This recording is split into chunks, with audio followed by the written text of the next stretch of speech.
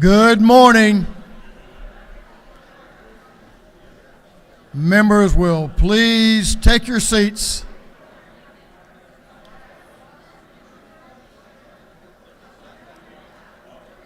Legislative Day 34, Representative Williams. It's a countdown going on. March the 15th. Members will please take their seats. Mr. Clerk, will you ring the bell?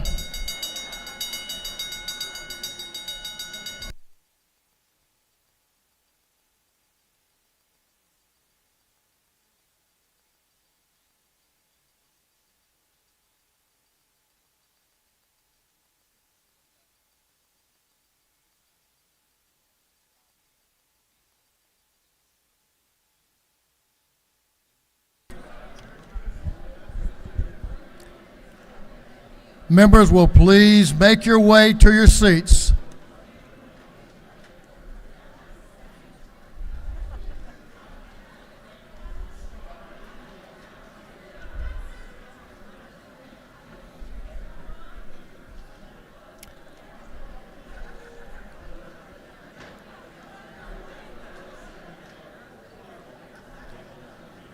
Well, good morning.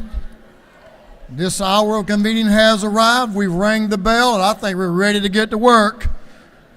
We're going to have the morning roll call. All members present will please vote green to signify their presence in the chamber, and the clerk will unlock the machine. We got you. We got you. We got you.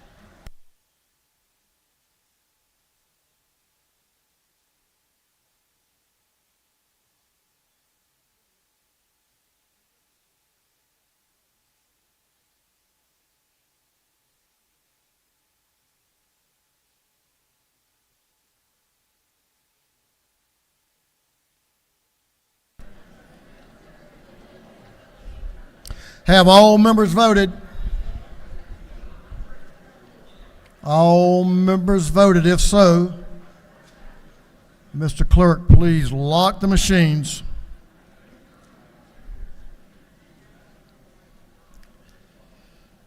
Doorkeepers will please close the doors and keep them closed. As is our custom, we will begin our day with scripture reading and prayer by the chaplain, after which we will pledge allegiance to the flag of our country. Our chaplain this morning will be introduced by an old friend, the gentleman from the 61st House District, Representative Roger Bruce. Roger. Thank you, Mr. Speaker, and good morning, everybody. You know, it's always a pleasure when you can call your pastor your friend as well. And you can have conversations with your pastor, and the answer to every question is not always you have to have faith. You know, most of the time when they say that, that means they don't know the answer, but the reality is that you can have conversations about things that are important to you, important to your family, important to the things that are going on, and that's the biggest pleasure that I get out of being a member of Impact United Methodist Church, where the Reverend Paul Thibodeau is the pastor. And I'm going to do, sometimes we sit in the back and say whoever is up here is talking too much and doesn't give the pastor enough time to talk, so I'm not going to be guilty of that. But I do want to say that the church it's a sizable church, but it's not about the size of the church, it's about the things that they do. And during COVID, you know, the church provided food, it provided vaccines, we did testing, we did everything to show that the church was about more than just conversation. It was about service. And with that, I'd like to ask you to join me in welcoming the Reverend Paul Thibodeau to our chamber.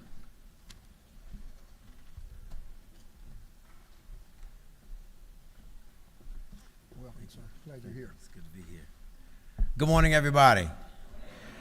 I want to thank the Speaker of the House, John Burns, and I want to thank a member of Impact Church, Representative Roger Bruce, for the opportunity to be here to share with you this morning. If you all would indulge me this morning and turn to somebody next to you and say, it's going to be okay.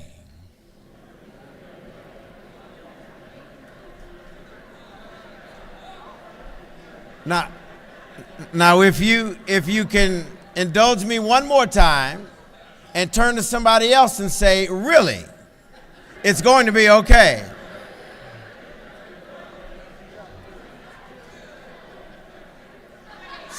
So as we come back together, coincidentally this morning, I am going to speak a little bit about faith, but I want to explain it a little bit. Hebrews 11:1 says, now faith is being sure of what we hope for, being convinced of what we do not see. So I ask a question, have you really concentrated on these words, it's going to be okay? Sometimes these words are a dismissal of our own pain or the complexity of our situation. And I'm sure you can attest that there may be days where in this room you experience a complex situation. Can I get an amen? But somehow there is peace and comfort from God that can be found in the middle of the storm. It's going to be okay is one of those most hope-filled sentiments that can be offered to others, and one I choose to believe for myself. The writer of Hebrews says, now faith is being sure of what we hope for, being convinced of what we do not see. That's where hope comes from. There is hope for the here and now. We have the assurance, the evidence of things not seen, that no matter what happens, God is still on his throne. In your most intense, your most contentious discussions, I challenge you to know, trust, and believe that it's going to be okay, and that God desires for it to be okay. If we think about the hope that is in the Bible, it brings the question, what is biblical hope? It is tethering to the future what we know about God's past faithfulness. In defining faith as being sure of what we hope for, the writer of Hebrews gives us an insight into hope. But let's chew on this for a bit. Biblical hope is not a wish. A wish is something we want to receive or to happen. I wish I had a bigger house. I wish we could come together and get this vote done. I wish I had a smaller waist. I wish I didn't carry around, if you're like me, I wish I didn't carry around so much ice on my six-pack. I wish we could work better together. Maybe it will happen. That's our wish. But in contrast, biblical hope is a certainty that our ultimate future rests in God's capable and loving hands. It is an assurance that the invisible God is faithful and has a good plan for my visible life. It is an assurance that God is working on each of us. It is the invisible becoming visible. The visible that we can love one another, work with one another, accept one another, and make this world better with one another. This hope says we will get the vote done. It says we will work it out together. Old Testament writers used several Hebrew words for hope. One is kawa, which means hope in the sense of trust, as when the prophet Jeremiah said to God, our hope is in you. New Testament writers use the Greek word hupomena for hope. It means to wait. It means to be patient. It means to endure. It means to persevere under misfortunes and trials and to hold fast to one's faith. We get a picture of hope as these biblical words define it in the life of the Apostle Paul, encountered struggle after struggle, but never lost hope that everything was going to be okay. And he assured others, as I come to assure you this morning, sometimes it may take years to put the pieces back together from the wrecking ball of pain that different things have caused in our lives.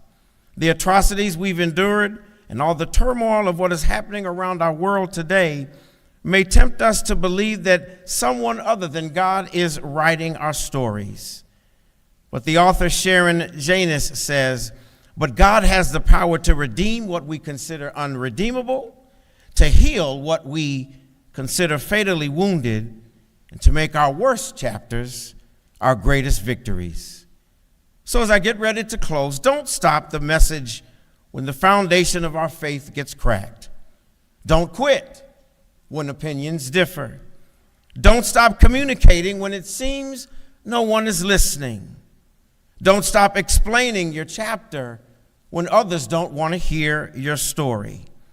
Don't stop standing for what you believe when others are falling for anything. Don't stop talking to one another when your truth is challenged. And don't stray from your purpose and your call. Value all the opinions that are expressed so that we all can hear the words that say, it's going to be okay. You're going to be okay. God has more to write. So I challenge you today, do your part to help everything be okay.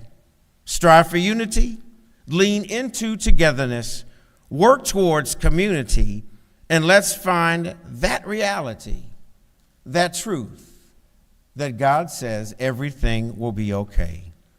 Let us pray. God, we trust you. No matter what happens this side of heaven, we know it's going to be okay because you have a purpose and you have a plan. We might not like the situation or understand the observation, but we trust you without reservation.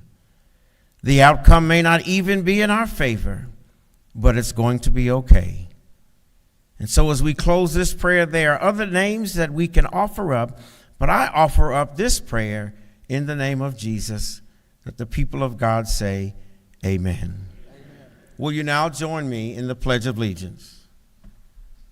I pledge allegiance to the flag of the United States of America and to the republic for which it stands, one nation, under God, indivisible, with liberty and justice for all.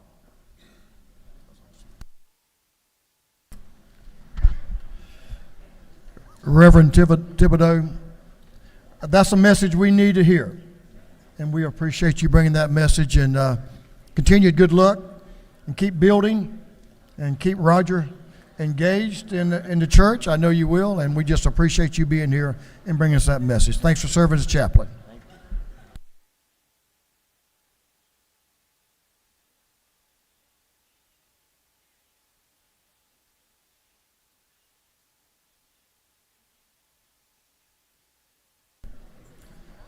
The doorkeepers will unlock the doors. Members may join the pastor in the south anteroom for photos.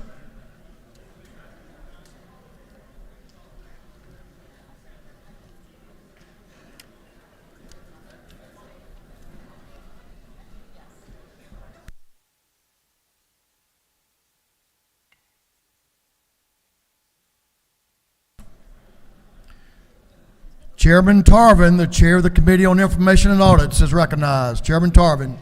Thank you, Mr. Speaker. Mr. Speaker, your Committee on Information and Audits has read the journal from the previous legislative day and found it to be correct. I've got a couple of little tidbits this morning. The gentleman from the 167th has reminded me that today is Brother Uncle Don Hogan's birthday. And I want him to know I wish him a happy birthday, and I miss him more than I ever thought I would. And as he would say, on another note, hard work beats talent when talent does not work hard. Absolutely. You are a very able man to fill some of the big shoes of Chairman Hogan, and our best to one of the best ever, finest members of this House, Chairman Don Hogan, and we wish him a happy birthday. Absolutely.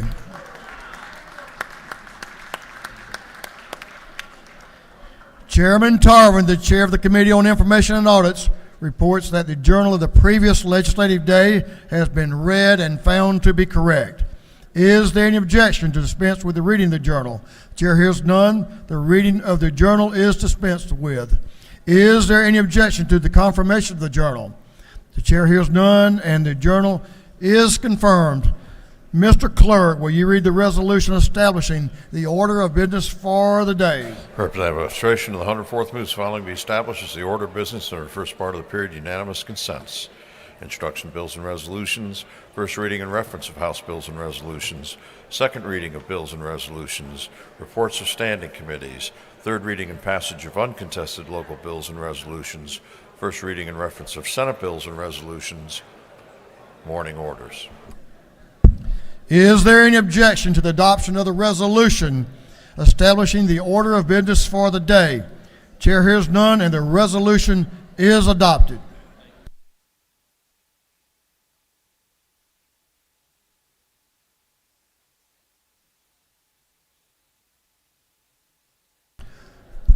First reading of bills and resolutions. The clerk will read.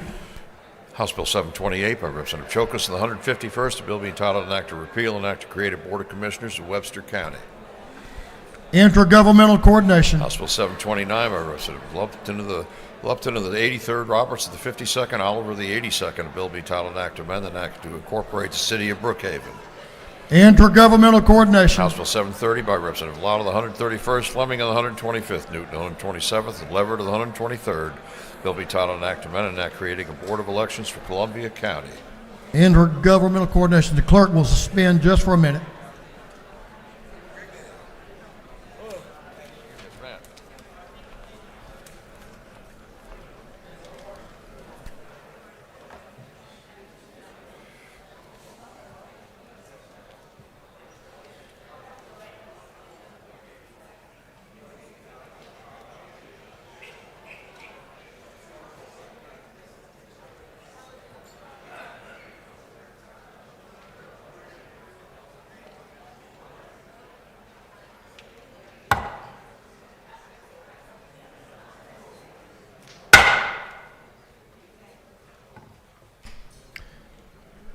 Thank you, members. Myself and a couple more in here want to hear what's going on. So if you have important conversations,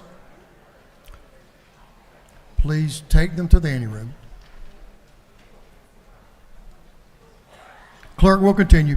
House Bill 731 by Representative Drennan of the 85th, Upton of the 83rd, Crawford of the 84th, Barnes of the 86th, Taylor of the 92nd, and others.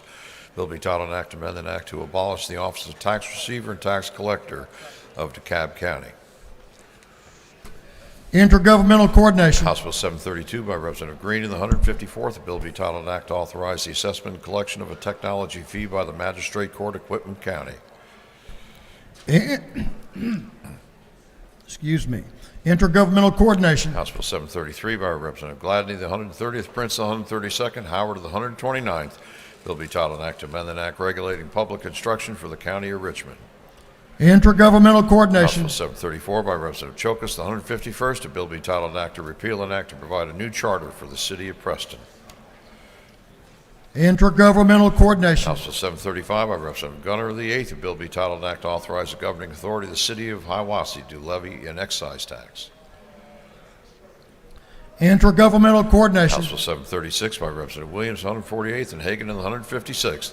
Bill be titled an act to amend an act to create a Board of Elections and Registration for Ben Hill County. Intergovernmental coordination. House Bill 737 by Representative Chokas, the 151st. Bill be titled an act to readopt and revise the laws pertaining to the Commission of the Unified Government of Webster County. Intergovernmental coordination. House Resolution 488 by Representative Meeks, the 178th, Jaspers of the 11th, Corbett of the 174th, Houston of the 170th, and Jackson of the 128th. A resolution reauthorizing the House Rural Development Council. Economic development and tourism. House Resolution 489 by Representative Maynard, the 56th, Thomas, the 65th, Williams, the 168th, Jackson, the 128th, Moore, the 91st, and others. A resolution recognizing and commending Vice President Kamala Harris.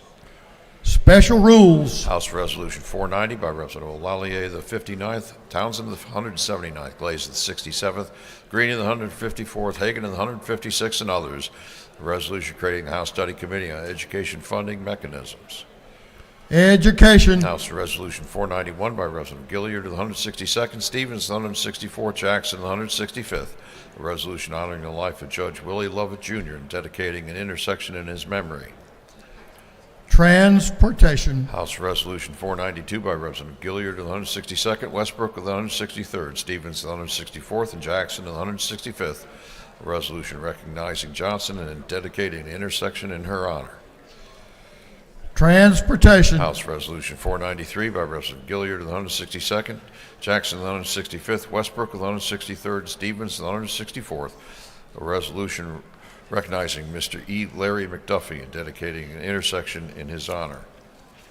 Transportation. Senate Bill 227 by Senator Kennedy of the 18th and Williams of the 25th.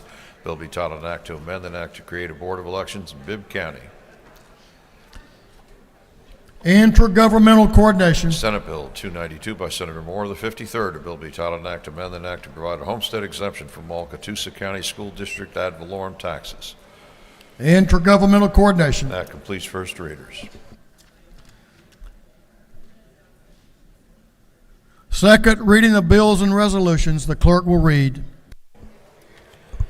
House Bill 713 by Representative Kelly of the 16th, a bill to amend an act to create a Board of Elections and Registration for Polk County. House Bill 714 by Representative Cameron of the 1st, a bill to amend an act to create a new charter for the city of Rossville. House Bill 715 by Representative Powell of the 33rd, a bill to amend an act relative to the Board of Education of Franklin County. House Bill 716 by Representative Lumpson of the 12th, Dempsey of the 13th, Barton of the 5th, a bill to amend an act to reincorporate the city of Cave Spring. House Bill 718 by Representative Jackson of the 165th, Stevens of the 164th, Westbrook of the 163rd, Gilliard of the 162nd, Petrie of the 166th, and others. A bill to authorize the governing authority of the city of Savannah to levy an excise tax. House Bill 719 by Representative Neal of the 79th, Gilliard of the 162nd, Stoner of the 40th. A bill regarding landlord and tenant. House Bill 720 by Representative Green of the 154th. A bill to authorize the assessment and collection of a technology fee by the Magistrate Court of Randolph County. House Bill 721 by Representative Anulowicz of the 42nd, Stoner of the 40th, Seabaugh of the 34th, Campbell of the 35th, Williams of the 37th, and others. A bill to amend an act creating a state court of Cobb County. House Bill 722 by Representative Campbell of the 35th, Earhart of the 36th, Seabaugh of the 34th.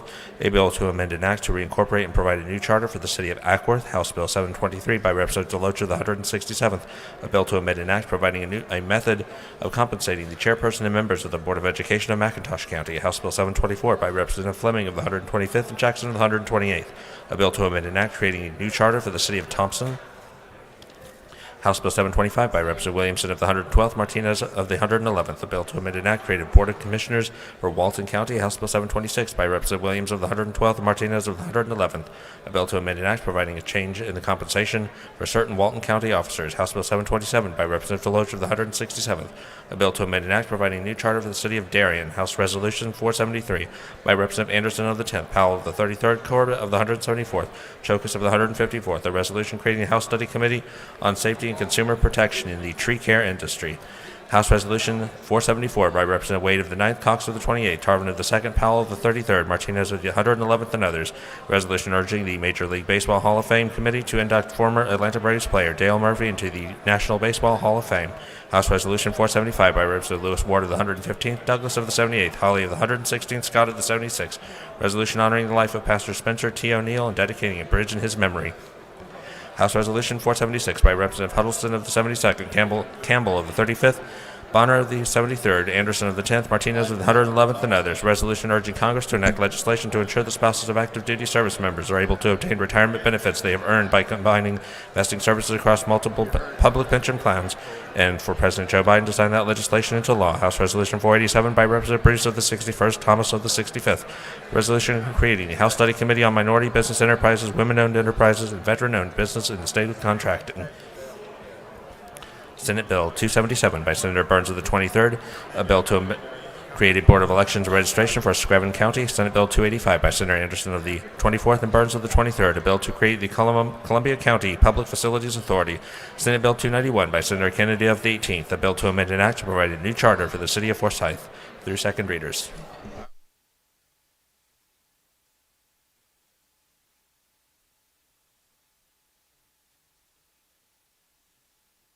Reports of standing committees, the clerk will read.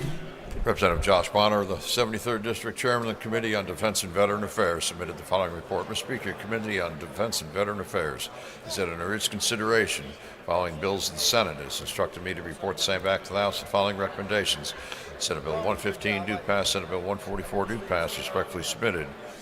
Representative Josh Bonner, the 73rd District Chairman. Representative Chris Irwin of the 32nd District Chairman of the Committee on Education submitted the following report. Mr. Speaker, your Committee on Education has had under its consideration the following bills of the Senate. Has instructed me to report the same back to the House with the following recommendations. Senate Bill 204 do pass by substitute. Senate Bill 211 do pass by substitute. Senate Bill 32 do pass by substitute. Senate Bill 45 do pass. Respectfully submitted. Representative Chris Irwin of the 32nd District Chairman.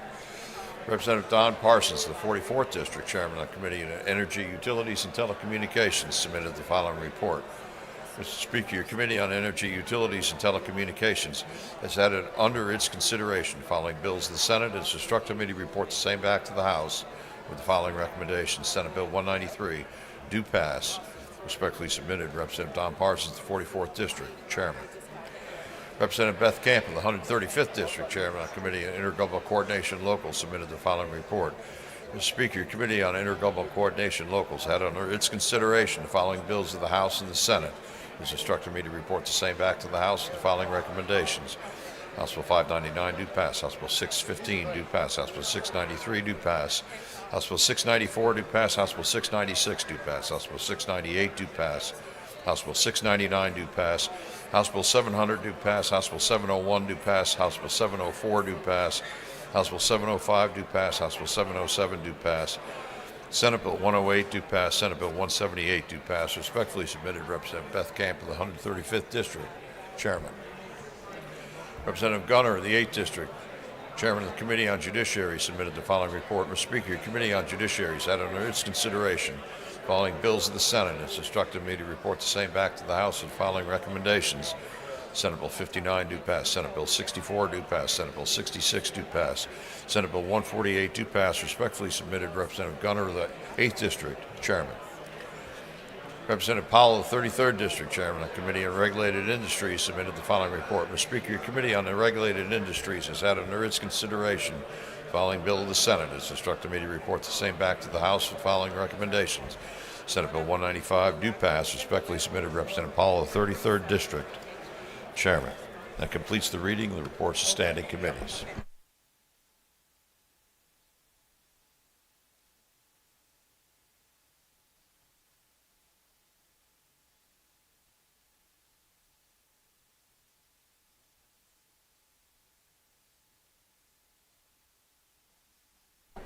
Representative Sharon Cooper, the 45th District Chairman of the Committee on Public Health, submitted the following report. Mr. Speaker, Committee on Public Health has under consideration following bill of the Senate and has instructed me to report the same back to the House with the following recommendation. Senate Bill 140 do pass by committee substitute. Respectfully submitted. Representative Sharon Cooper, the 45th District Chairman. Now that completes the reports of the reading of standing committees.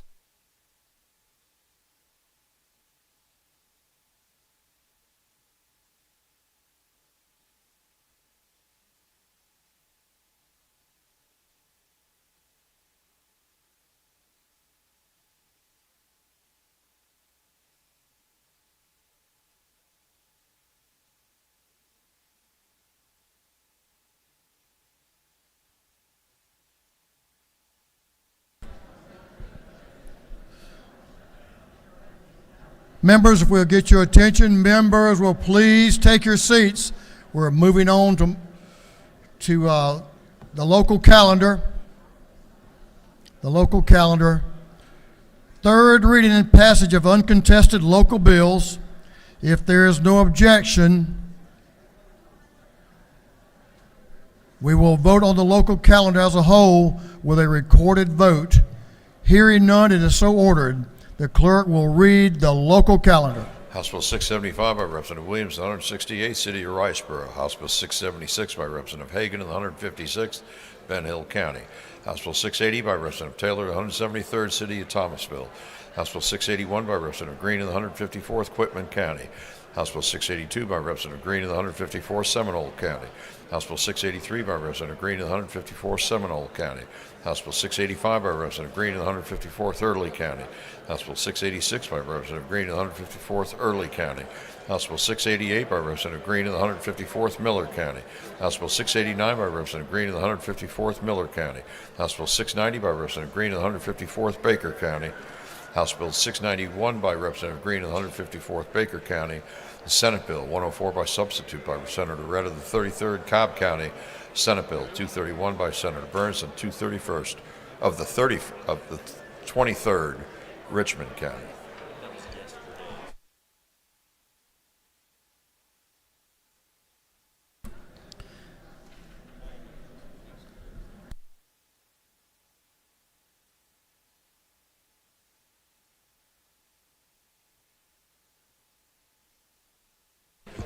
That was a great job you just did. Long count. House Bill 599 by Representative Irwin of the 32nd Town of Martin. House Bill 615 by Representative Smith of the 70th Coweta County. House Bill 693 by Representative Leverett of the 123rd Elbert County. House Bill 694 by Representative Mitchell of the 88th DeKalb County. House Bill 696 by Representative Onulowitz of the 42nd City of Smyrna. House Bill 698 by Representative Bentley of the 150th Dooley County. House Bill 699 by Representative Williamson of the 112th City of Social Circle. House Bill 700 by Representative Bentley of the 150th Dooley County. House Bill 701 by Representative Clark of the 100th City of Beaufort. House Bill 704 by Representative Jones of the 47th City of Milton. House Bill 705 by Representative Jones of the 47th City of Milton. House Bill 707 by Representative Smith of the 70th Coweta County. Senate Bill 104 by Senator Burns of the 23rd McDuffie County. Senate Bill 178 by Senator Kennedy of the 18th Macon-Bibb County.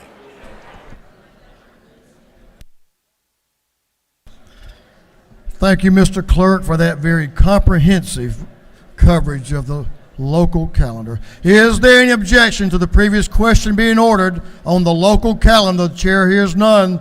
The previous question is ordered. Is there any objection to agreeing to the report of the committee, which was favorable to the passage of the bills? The chair hears none. The report of the committee is agreed to. Shall these bills now pass? All those in favor of the passage of the bills on the local calendar will vote yes. All those opposed will vote no, and the clerk will unlock the machines.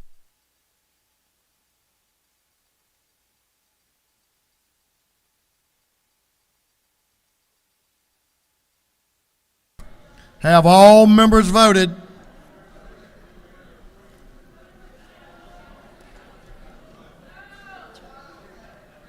If so,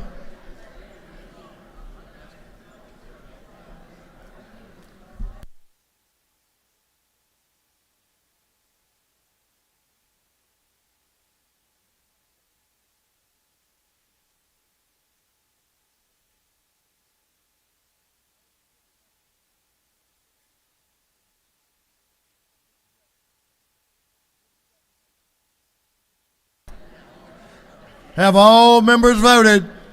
If so, the clerk will lock the machines. On the passage of the bills on the local calendar, the ayes are 171, the nays are 0. These bills, having received the requisite constitutional majority, are therefore passed.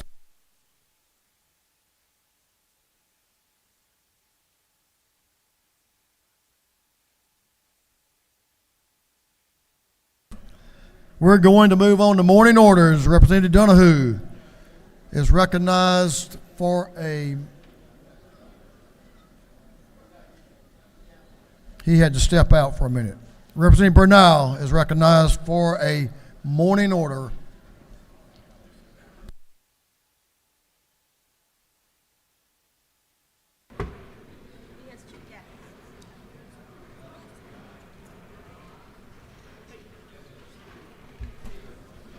She will be joined by some friends, some good friends at that.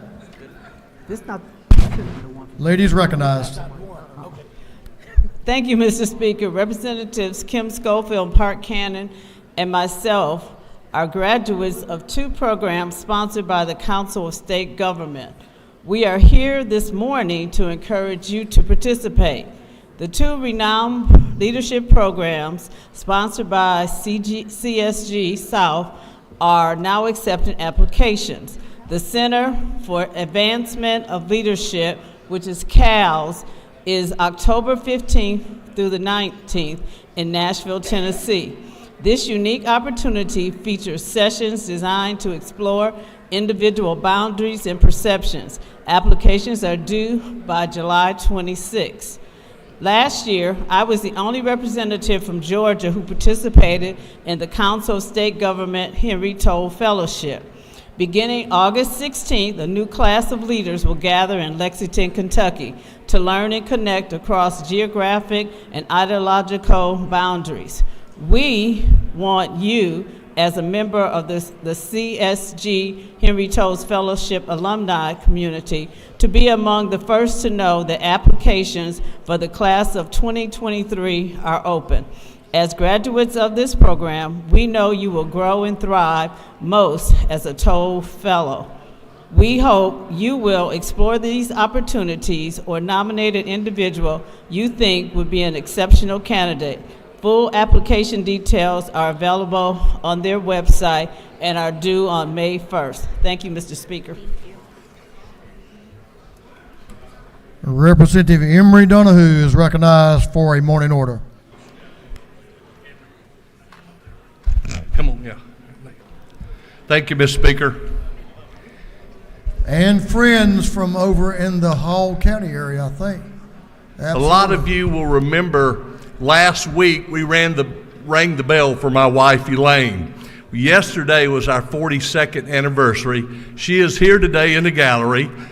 She married me when I was 10 years old, so if you could give her a hand. Elaine, let's wave there.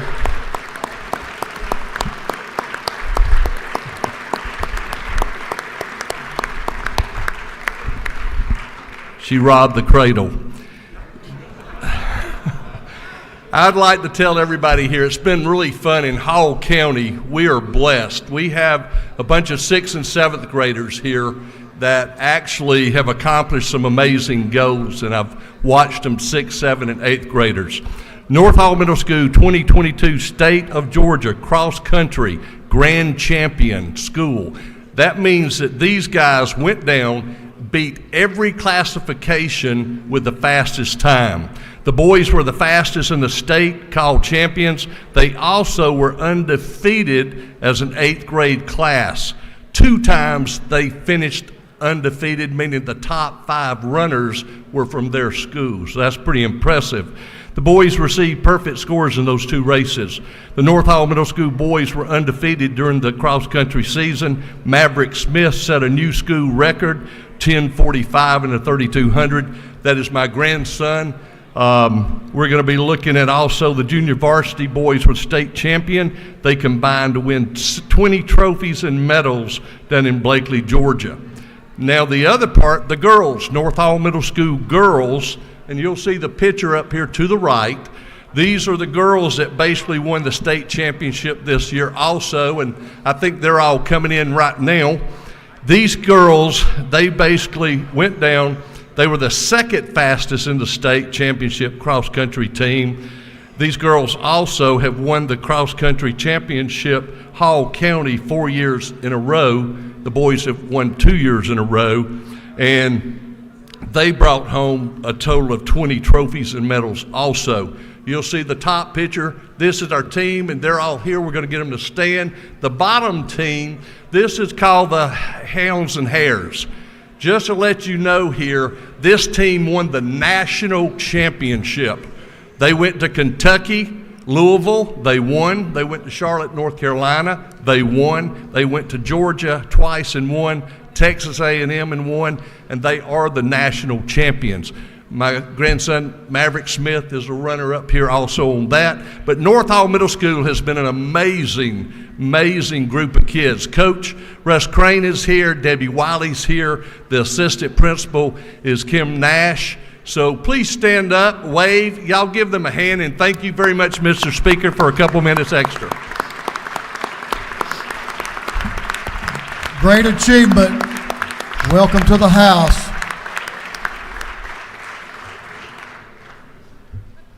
And Elaine, everyone is probably, it's probably okay when anybody has a lapse of memory when you married Emery, but I get it.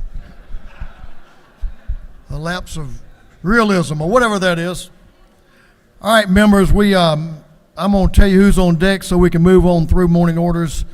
We have a number of other morning orders. If you can, hold it to 1 minute if possible. We would appreciate that. Representative Sharper is on deck. Representative Cannon is recognized for, Representative Park Cannon is recognized for a morning order. Thank you, Mr. Speaker. I'd love to be joined by 2, 3, or 4, 5 of my colleagues because today is an exciting day in the state of Georgia. It is Impact Atlanta Day, and in the gallery we have about 10 different influencers, recording artists, entrepreneurs, radio personalities, and we're just so honored that you took the time to come to your state capitol. So I'm going to just read the names, y'all. That's Myasia Simone Burks, please stand up.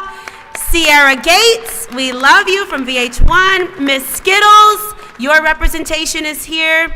Jacquees is here. Miss Shanika is here. Bobby Hornsby is here. Oddly Fly Guy DC is here. We've got Destiny Bailey. Please stand up and raise your hands. We also have some representation. What's your last name, Eva? Temptations. And we just have so many members of the entertainment community here. Eva, we see you. Thank you all for being here. Congratulations for Impact Day Atlanta. Stand up. Stand up. Stand up. Stand up. Stand up. Stand up. Thank you. Thank you, Mr. Speaker. Tell them to tag Billy Mitchell. Welcome to the People's House. Representative Sharper, you're recognized for a morning order. Do you have friends? Yes, you do. Thank you, Mr. Speaker. Oh, you do have a lot of friends. A lot of friends. Thank you so much. We are here today in recognition of 2 great young men that founded a record label. Now there's so much more that they're doing in media, television, and it'll be 10 years in May that they have been here in Atlanta, and you've probably heard of people like Cardi B, Lil Baby, the Amigos, Lil Yachty, and several others. They are here with us today, and we will be honoring them a little bit later on in the rotunda. So we have with us Pierre P. Thomas, if you don't mind standing and stay standing. We also have Kevin Coach K. Lee. These are the co-founders of the Management Agency. I'm honored, delighted to recognize these 2 music legends and their 10 years of accomplishments. And it's been they've set the blueprint for others to follow. They have worked very hard in what they're doing. They work with youth organizations all across the country, really. But we appreciate them being here in Atlanta, Georgia today. And they also brought one of the artists, Lil Baby, with them today. So we're happy. You go ahead and stand up, Lil Baby. We have them here with us today, so you guys give them a serious Georgia State Capitol welcome. Thank you guys for being here, and we'll be taking little pictures a little bit later on, so thank you again, Speaker. Awesome. Thank you, Representative Sharper. Boy, it's good to have y'all in the house today. Representative Bonner, maybe Representative Mathiak. Some more folks coming up. Thank you, Mr. Speaker. He does have friends, I was wondering. It's good to know. The gentleman's recognized. Thank you, Mr. Speaker. Good morning, colleagues. Today is a great day in Georgia. Today is Civil Air Patrol Day here at the Capitol. On your desk, you've got some great information about the Civil Air Patrol. It was formed in 1941. It's an auxiliary of the United States Air Force. There are over 1,800 members here in Georgia. Georgia is one of the largest wings in the country, and the squadron in Peachtree City at Falcon Field is not only the largest in the state, but it's the 2nd largest in the nation. What I'd like to do is just recognize a few folks that are a part of that group. We've got the Georgia Wing Commander, Colonel Jeffrey Garrett, Cadet Major Vincenzo Powers, Cadet Captain Tiffany Dang, Cadet Second Lieutenant Juliana Vega, and Cadet Senior Airman Jamie Shore. These folks, as well as all the cadets, are up here in the gallery. If you'd please stand and recognize them.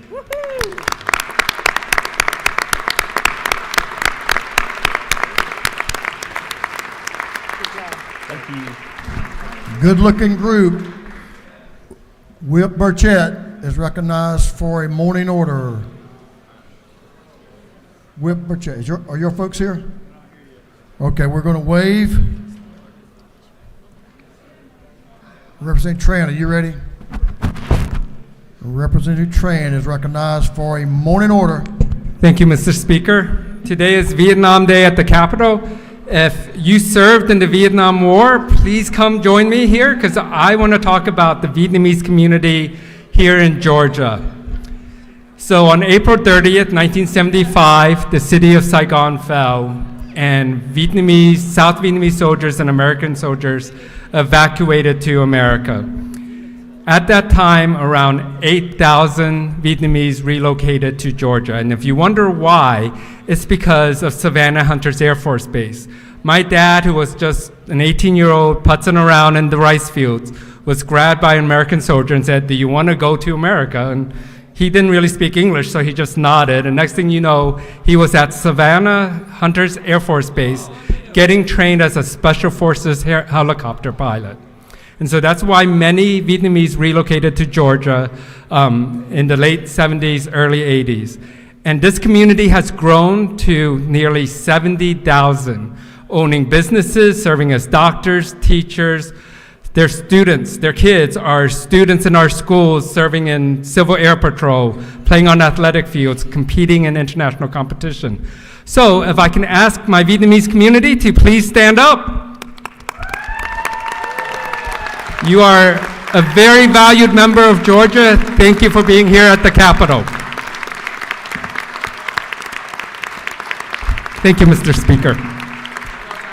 That was nice. Welcome. We're glad to have you here. We appreciate everything you contribute to our great state of Georgia. Thank you, Representative Tran. That was an outstanding morning order. Representative Holly and the Henry County delegation. All the Henry County delegation join Representative Holly. Gentleman is recognized. Thank you, Mr. Speaker. Rise and shine, everybody. We have with us our lovely delegation from Henry County. If you do right, please look to the right. Everyone stand if you can. Let's recognize Henry County here. ARC has verified Henry County is the fastest growing county in the state of Georgia, home to a number of well-respected corporations. We thank you. Each of you have on your desk a little memento that's provided by one of probably the best of agritourism farms in the state. It is from Jimmy and Jay Carter over at Southern Bell Farms. We have jellies there, we have bags available for you, but we really want to highlight that fortunately, Henry County has won the #1 Chamber of Commerce award in the entire nation, all right? So great businesses, we welcome everyone. If you're going to drive south on 75 and you come to a stop, you might as well come in and stay. Thank you all. Good job. Representative Anderson is recognized for a morning order. Thank you, Mr. Speaker. As usual, we always recognize champions. We recognize strong businesses, strong community partners in this chamber, and today I'm here to do just that. We have a group today here from Habersham EMC Corporation. As far as the ones that are here, I'd like you all to welcome Brian Ferguson, the President and CEO of Habersham EMC. If y'all stand up, right up here in the gallery. We also have Tommy Thurman. We also have Josh Allen and Mary Beth Horton. Now, they're joined by 4 individuals who just happened to go out to Kansas City recently and won the International Lineman's Rodeo Championship in the REA division. I'd like to call their names. We've got Tucker Dyer, Robert Morris, Dylan Welburn, and their coach, Chris Chapman. If we give these guys a congratulatory hand today, not only do they represent HEMC in my district, they also represent the state of Georgia and our nation. Thank you, Mr. Speaker.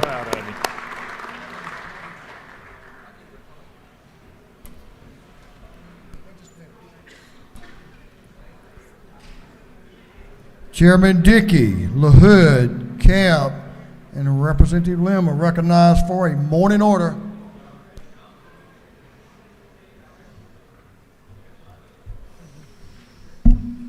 Thank you, Mr. Speaker. You know, as we start to get some Senate bills to consider over here, I just want you to know that we had a little competition with the Senate this fall down at the Georgia National Fair, and our livestock show team of Chairman Camp and LaHood and Lim and Terry England and Tom Kirby, we beat the pants off the Senate down there.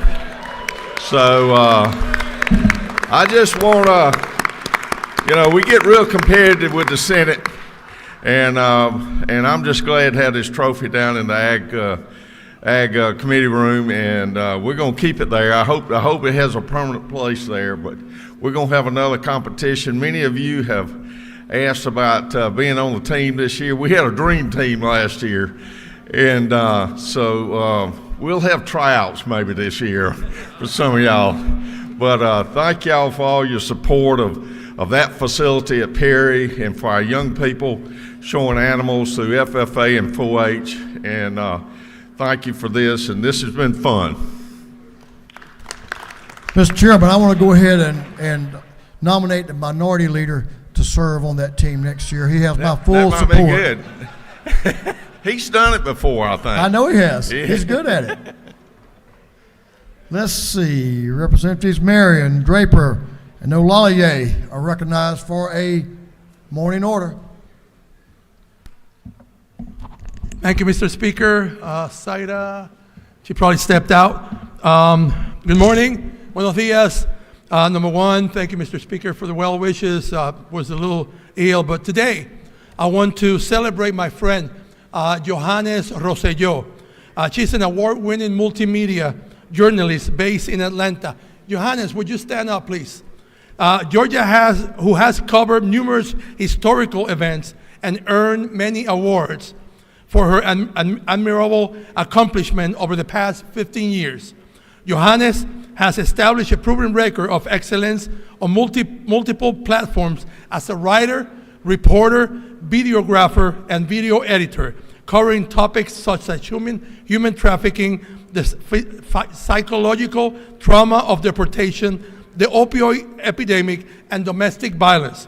It is abundantly fitting that we here in the Georgia House of Representatives recognize this distinguished lady, Johannes Rosselló. Thank you for being here. Thank you.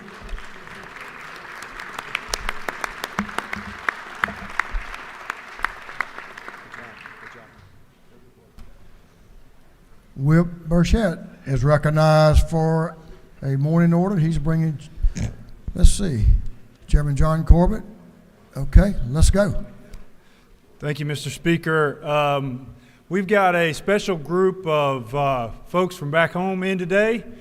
We've got Ware County Middle School 7th grade kids here, all the way up from Waycross, Georgia, and I want to recognize them. If you all stand up, Ware County, please.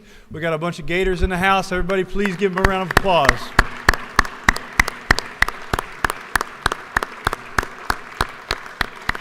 Thank you, Mr. Speaker. Thank you. That pretty much completes our morning orders. I want this body to recognize a dear friend of mine from down in Savannah, former Senator Clint Day. Let me tell you who Clint's brother was. Representative Chairman Burke Day served in this House. He chaired public safety for many years and was a very valued member of this House. Did great work here, as you did in the Senate. Y'all, let's welcome former Senator Clint Day to this House.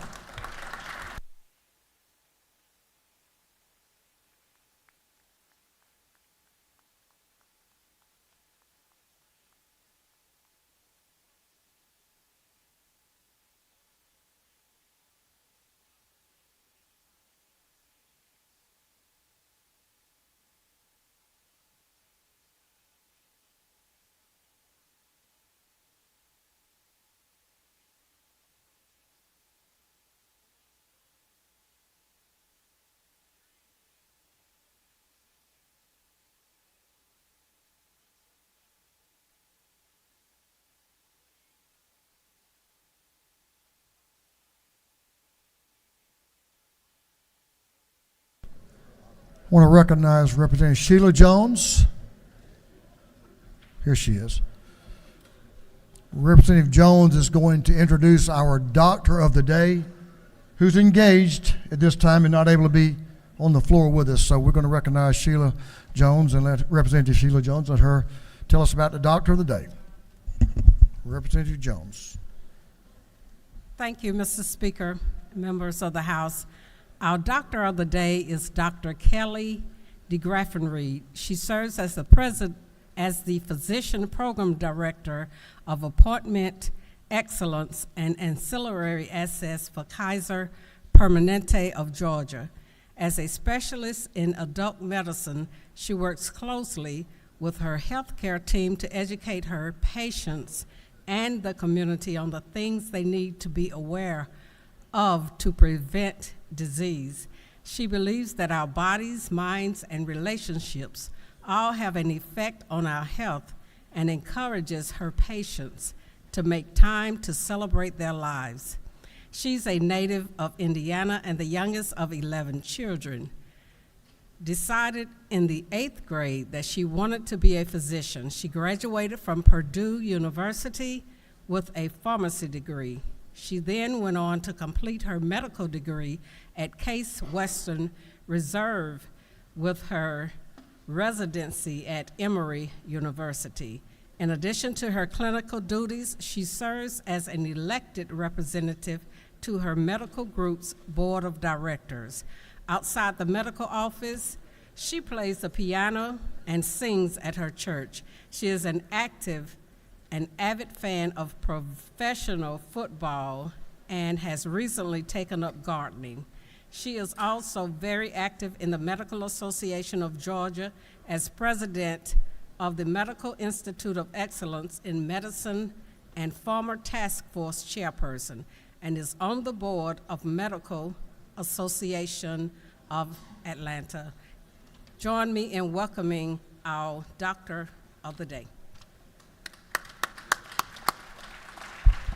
Thank you, Representative Jones. We do appreciate that. We do appreciate our Doctors of the Day who always come in and take care of us.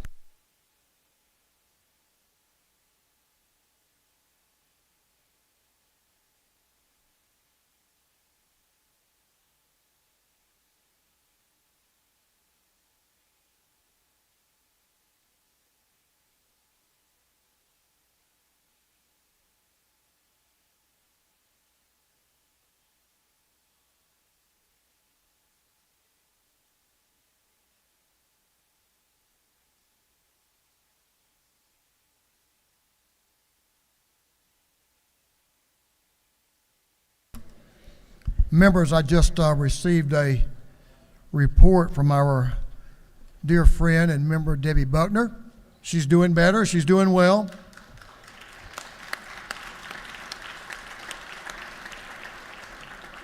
But she's going to wait on advice of the doctor to return on Monday.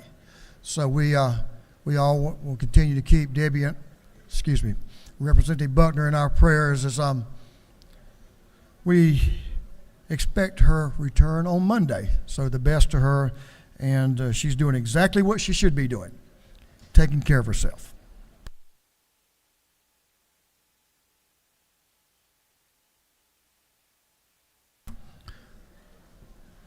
Members, if you'll give your attention to the dais, we have a special resolution.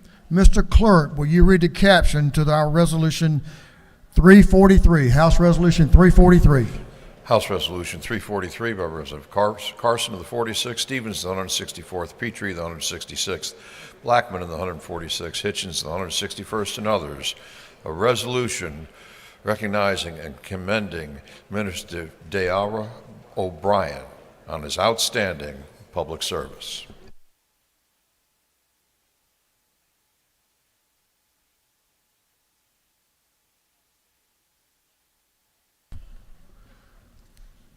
Chairman John Carson is recognized for purposes of a special introduction.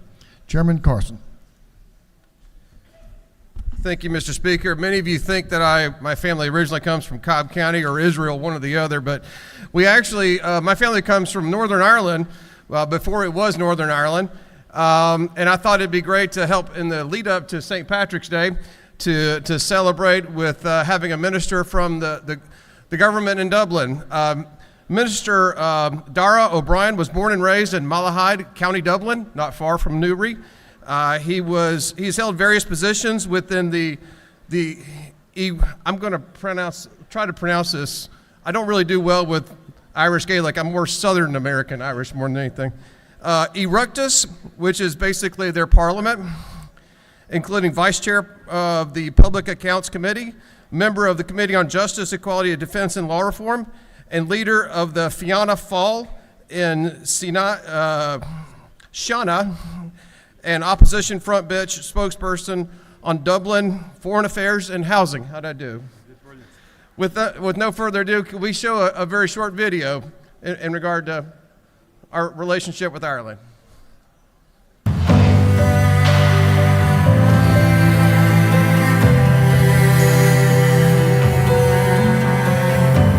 On this 25th anniversary of the Good Friday Agreement, we recognise an unparalleled achievement that brought peace. Thanks to leadership within Northern Ireland, the Irish and British governments, our international partners, and the enduring friendship of the United States. Never have I felt a sense of gratification and responsibility and gratitude that I feel today. In particular, we express our appreciation for the United States leadership and support for the process of peace and reconciliation in Northern Ireland. Relations between the island of Ireland and the US have spanned generations and political traditions and continue to grow in depth.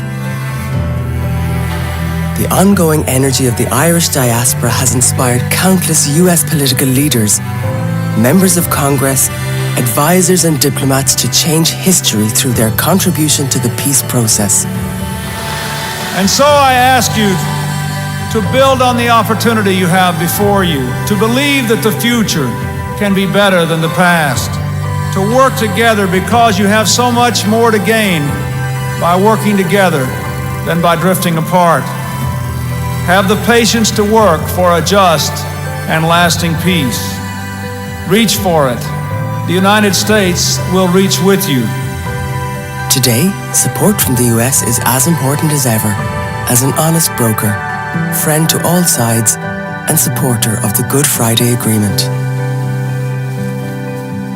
As you well know, the peace agreement was the beginning, not the end. We look forward to what we can achieve together in the next 25 years.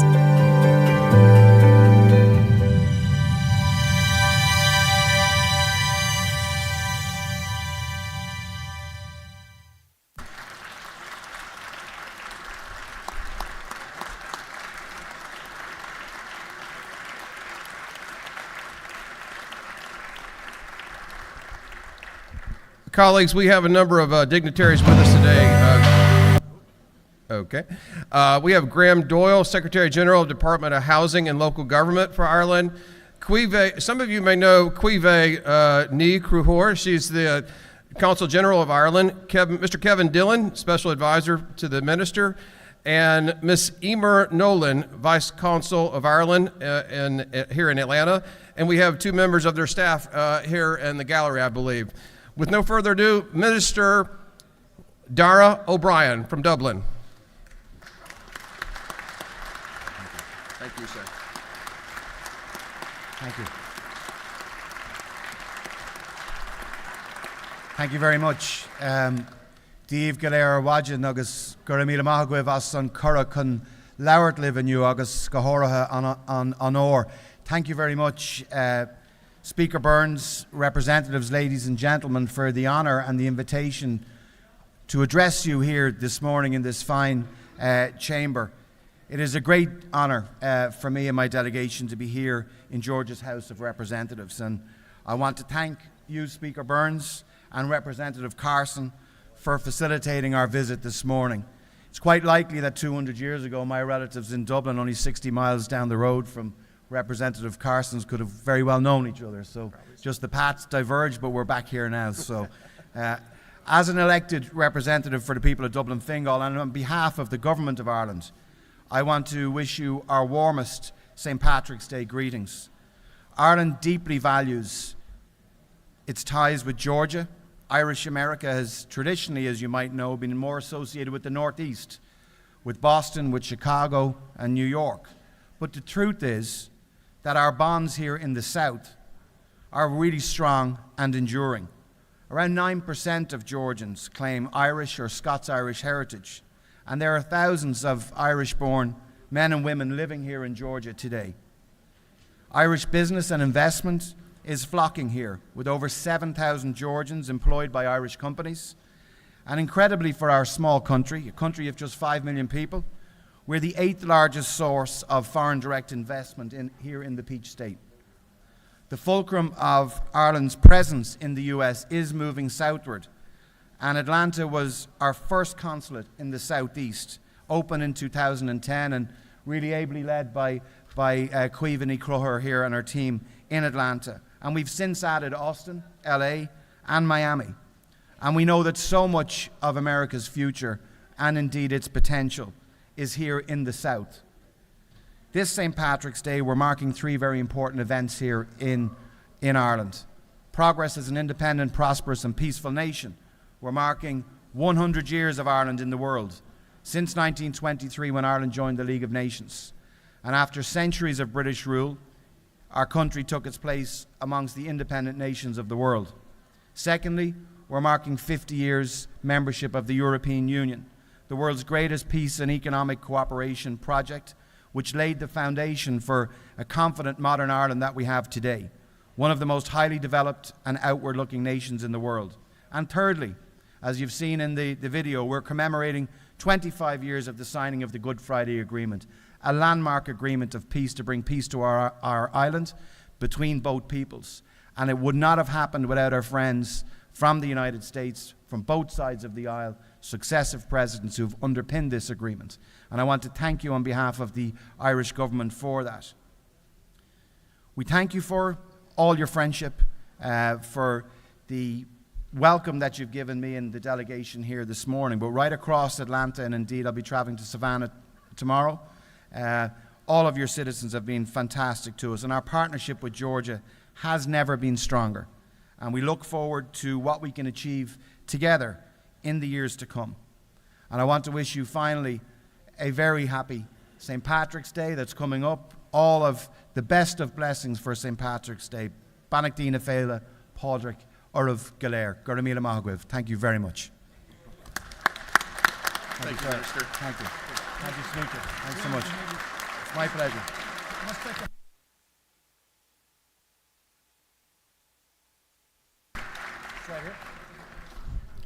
Minister O'Brien, it's always good. It's always a good day to be Irish, right? Absolutely, yes. But especially during St. Patrick's Day week. Absolutely. I look forward to joining you in Savannah. There are a couple of Irish folks that claim a little bit of connection to Ireland down in Savannah in that port city. So we're especially proud of our legacy and our heritage coming from Ireland and our foreparents. And we look forward to the continued cooperation and success of working country to country, and we just appreciate all the good things that are happening in Ireland, and we look forward to working with you. Thanks for being here. My pleasure.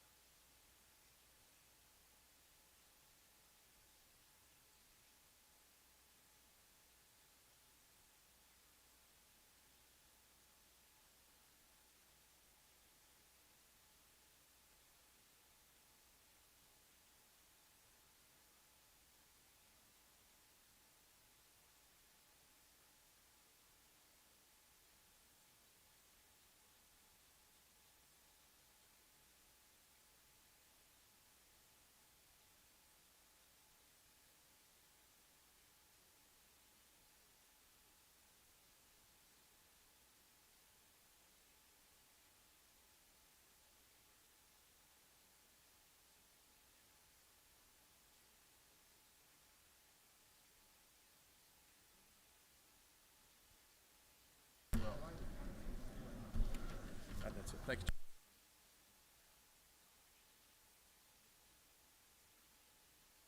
you. Yeah, we need to get on.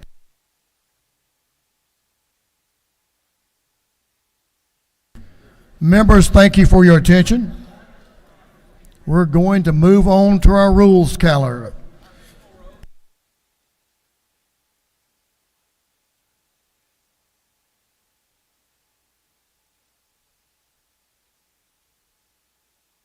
Clerk will read the caption to Senate Bill 46.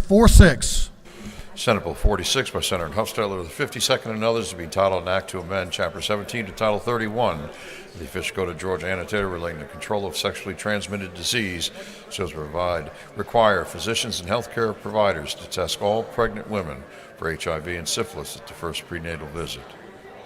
This bill having referred to the Committee on Public Health, that committee recommends that this bill do pass.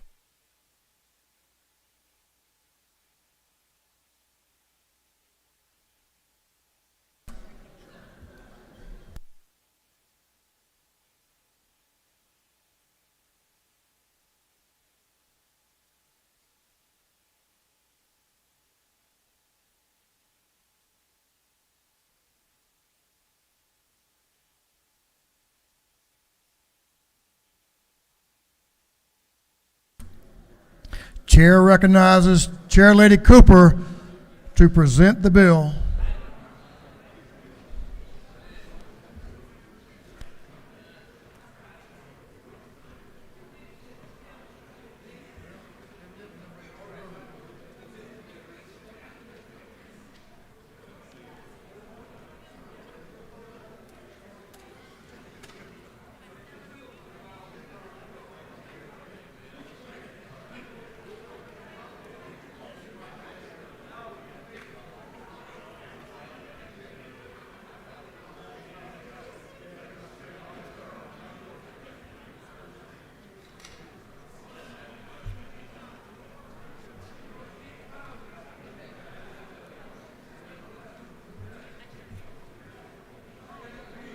Chair Lady Cooper is recognized to present the bill.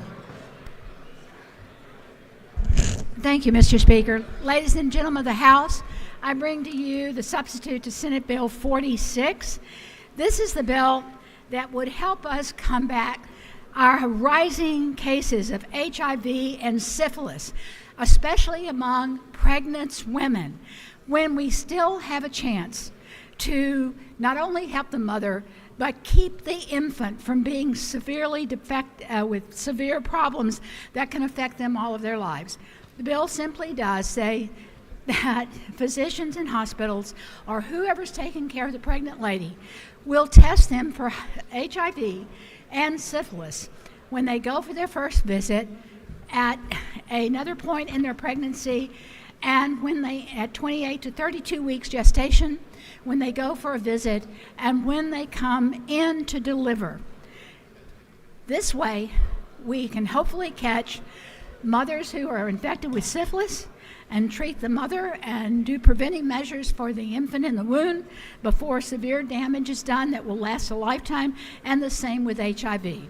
And with that, Mr. Speaker, I will yield the will and ask for the members to give me a considerable vote on the substitute to Senate Bill 46. Thank you. If the lady will yield the will just for a moment, suspend.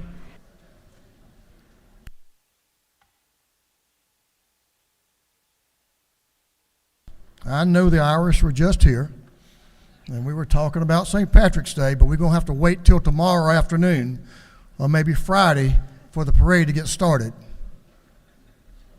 So we need your attention, give your attention to the member in the well.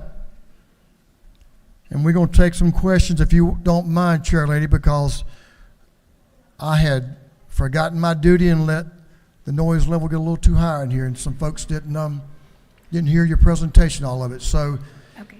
Lady, yield. Yes, sir, I'll yield. Representative Moore is recognized for a question. Good morning. Good morning. Gentle-lady yield. I will yield.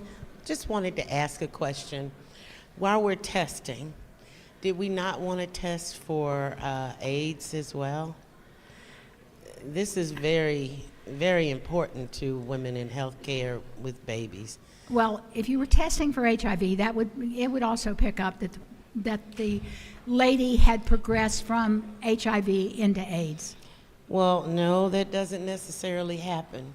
I've been in women's health care for almost 30 years, and I know for a fact that when we do test, we don't unisolate them. We only test for one or the other if it's required, but no one has tested for AIDS. And you have to treat a baby and a mother differently when you are in a delivery room, especially protecting everyone around them. It's kind of like SARS. I know that the gentlewoman knows of what she speaks, but that is not the information I have, and this is a public health request. We need to take care of this at least at this point, and hopefully we'll pick it up early before the mother has moved to AIDS and they're just HIV positive. But I will run that through you, and if we need to come back with a bill next year that specifically says we'll test for AIDS, I will do that. Is Gentlelady yield again? I will yield. It is important because it is a separate test. It is billed separately, so we need to know that. Testing for HIV and then testing for AIDS are two different things in a laboratory and two different billable things. So one insurance company may not pay for. Well, most of a large majority of women that deliver in this state or are pregnant are under our Medicaid program, and this is a big, issue with us, and so I will check that out for you and see what we can do to change it. Because not every gravido woman is on Medicaid. I realize that. Chair Lady, you have one more question to your left. Chair Camp has a question to your left. Okay. Does the gentlelady yield? I do. Thank you. Isn't it true that there is no definitive test for AIDS because it is a collection of infections and viruses, and therefore the HIV testing is the prudent testing to determine if someone has HIV? I'm sure the lady knows of what she speaks. Thank you for the question. You have no further questions. Thank you, Mr. Speaker. I yield the well and once again ask for a favorable vote from members of the House. Thank you. Chair Cooper has yielded the well. Is there any objection to the previous question being ordered? The chair hears none. The previous question is ordered. Is there any objection to agreeing to the report of the committee, which was favorable to the passage of the bill? The chair hears none. The report of the committee is agreed to. Shall this bill now pass? All in favor of the passage of the bill will vote yes. All those opposed will vote no, and the clerk will unlock the machine.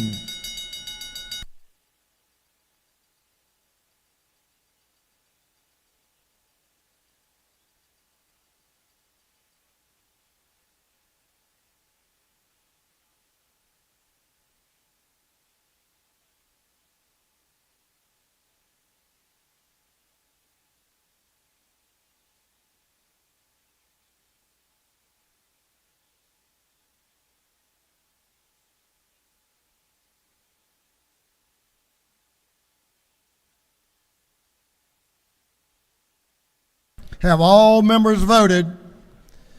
If so, the clerk will lock the machine on the passage of the bill. The yeas are 169, the nays are 2. The bill, having received the requisite constitutional majority, is therefore passed. Members, I'm going to suspend from the rules calendar just for a moment. We have our dedicated physicians who come down and take care of us every day during this session. So we had, our physician was presented earlier, and her great qualifications were acknowledged. So our physician of the day. Thank you, Speaker Burns, and thank you to my Representative Jones for the previous introduction. I would be remiss if I were here and didn't come to the House to extend my gratitude for the work and service that you all do individually and collectively. I'm very happy to be able to thank Medical Association of Georgia for the opportunity to do what I believe is my civil duty and serve you today in the medical room along with the amazing Miss Julia. I'm proud to be able to serve alongside with you as we both look to strive to ensure that the citizens of Georgia have access to and receive high-quality health care in their pursuit of happiness. So thank you so much for everything that you do, and thank you, Speaker Burns, for the opportunity. Thank you, Dr. Kelly. I've had a good conversation and very enjoyable, and we are most pleased you're here doing your civic duty. Thank you for being here.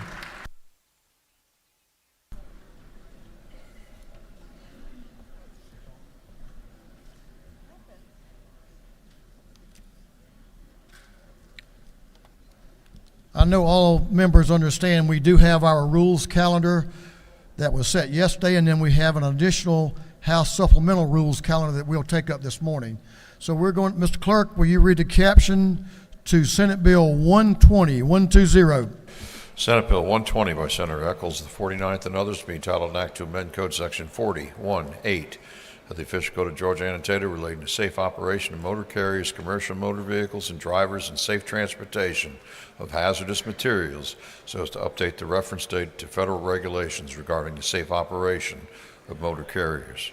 This bill I referred to the Committee on Motor Vehicles. That committee recommends that this bill do pass. The lady from Henry County is recognized to present the bill. Representative Daniel. Thank you, Mr. Speaker. Good morning, guys. I guess it's getting closer to the afternoon. I'm here to talk about Senate Bill 120. It is a companion bill to the motor carrier compliance bill that I carried over earlier this year, and you guys voted unanimously to pass that. I hope you will also give me your favorable consideration today. Just a reminder, this is a simple date update. It keeps us in compliance with federal regulations, and I would appreciate your vote and take any questions if you have them. If not, I yield the well. There are no questions, and the lady has yielded the well. Is there any objection to the previous question being ordered? The chair hears none. The previous question is ordered. Is there any objection to agreeing to the report of the committee, which was favorable to the passage of the bill? The chair hears none. The report of the committee is agreed to. Shall this bill now pass? All in favor of the passage of the bill will vote yes. All those opposed will vote no, and the clerk will unlock the machine.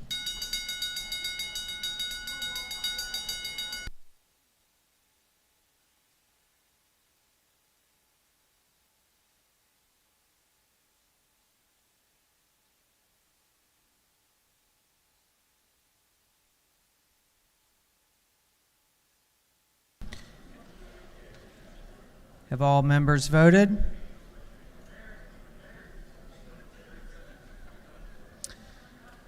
Have all members voted?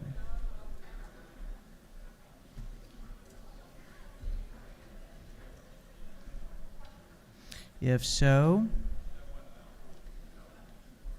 the clerk will lock the machine. On the passage of the bill, the yeas were 169, the nays were 0. The bill, having received the requisite constitutional majority, is therefore passed. Clerk will read the caption to Senate Bill 128. Senate Bill 128. Senate Bill 128 by Senator Albers, the 56th, and others, to be entitled an act to amend Article 7, Chapter 20, Title 47 of the Official Code of Georgia annotated the Public Retirement Systems Investment Authority Law, so as to raise the limit for total percentages of funds that the Peace Officers Annuity and Benefit Fund may invest in alternative investments. This bill I have referred to the Committee on Retirement. That committee recommends that this bill do pass. Chair recognizes Representative Hitchens to present the bill. Thank you very much, Madam Speaker Pro Tem. This really is a simple bill. A lot of people say when they get up here, but it affects one of the state retirement systems, the Peace Officers Annuity and Benefit Fund.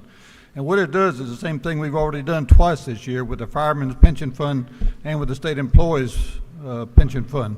What it does is it allows them to use 5% more, invest 5% more in alternative investments to try and diversify their portfolio and have everybody that's done it so far has had great success, and that's all this bill does. The gentleman has a question. I'll take a question. Chair recognizes Representative Clark of the 108th District. Thank your you, left. Madam Speaker. Does the gentleman yield? I yield.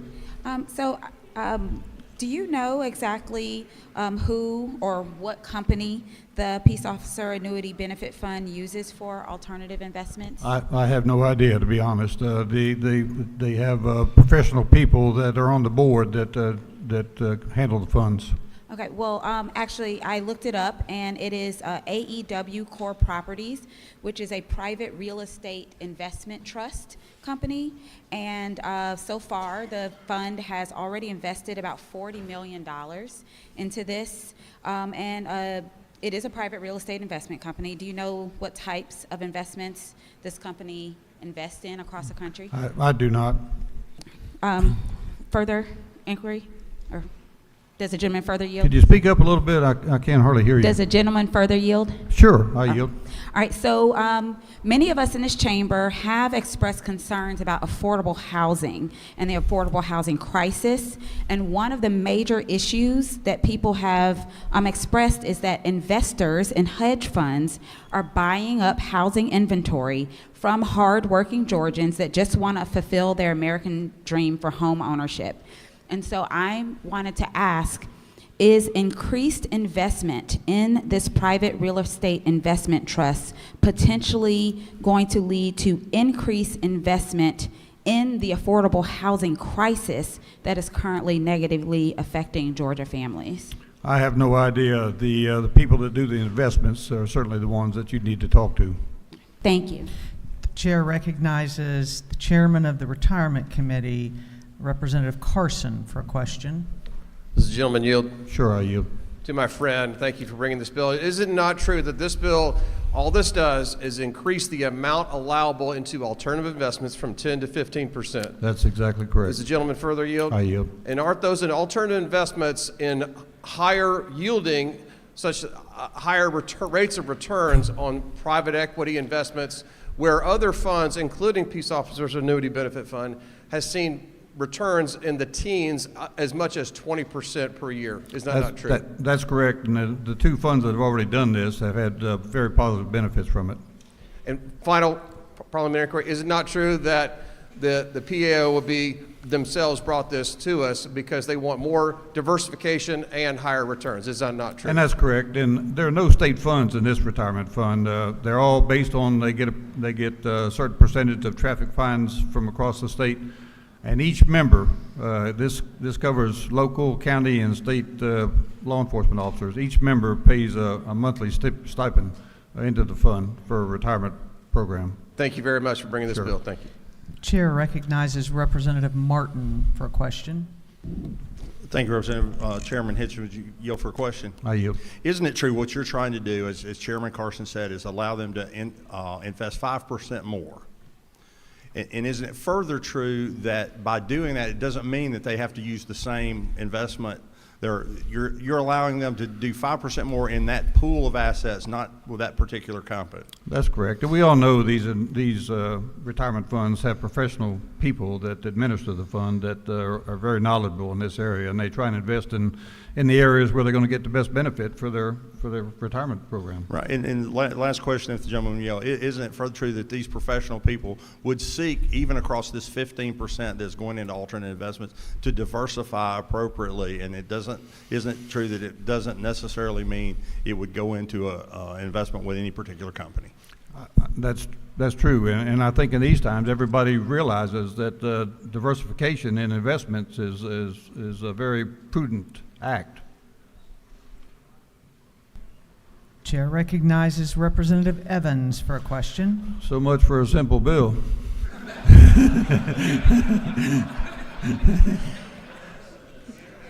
Thank you, Ms. Speaker, and thank you, Chairman, for this bill. Yes,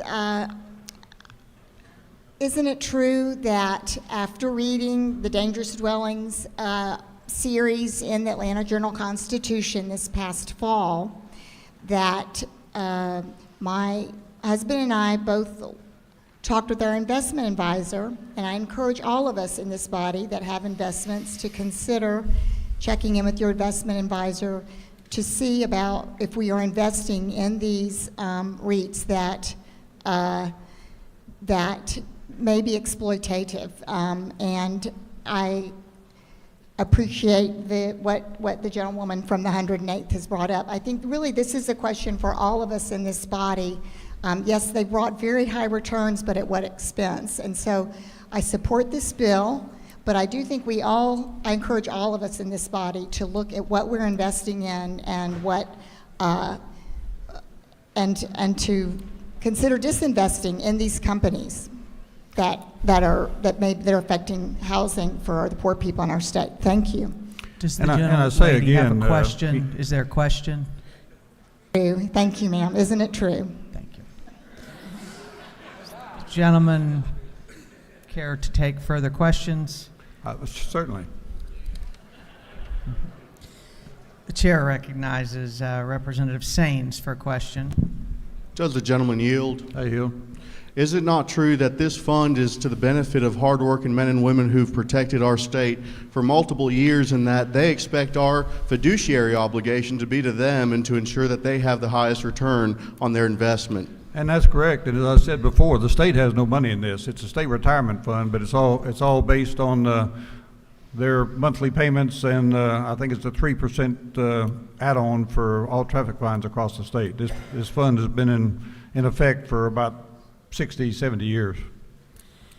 Chair recognizes Representative Fry for a question. Thank you, Madam Speaker. Does the gentleman yield? I yield. Isn't it true that while these points that we're bringing up about the investment firms are true, and it's good points, that the $40 million that's invested has already been invested, but this will allow our peace officers to receive higher returns on their own retirement in the future? That's the intent. Okay, and I'll be supporting this bill, and I thank you for bringing it. Thank but you. I appreciate the points that were brought up as well. Certainly. Thank you. And I yield the will. The gentleman has yielded the well on a simple bill. Is there any objection to the previous question being ordered? The chair hears none. The previous question is ordered. Is there any objection to agreeing to the report of the committee which was favorable to the passage of the bill? The chair hears none. The report of the committee is agreed to. Shall this bill now pass? All in favor of the passage of the bill will vote yes. All those opposed will vote no, and the clerk will unlock the machine.